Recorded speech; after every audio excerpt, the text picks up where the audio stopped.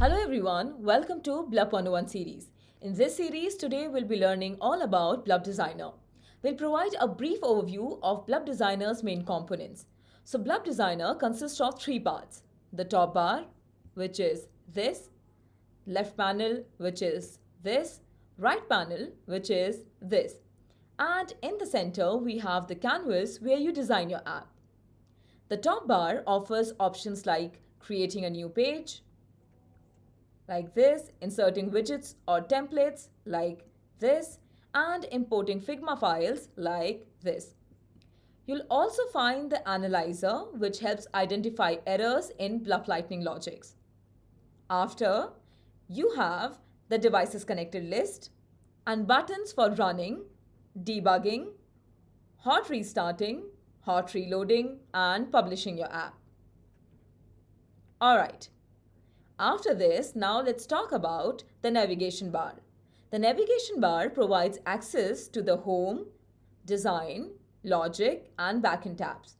If you need assistance or have any queries, the help button is available right here.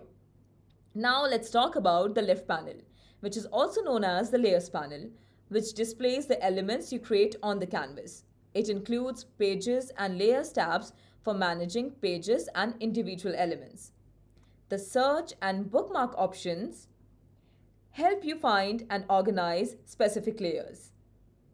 Now let's talk about the right panel or properties panel, which shows the properties of the selected element.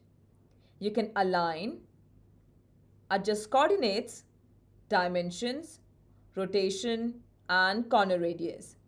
It also offers fill, border, style, blur, and shadow options.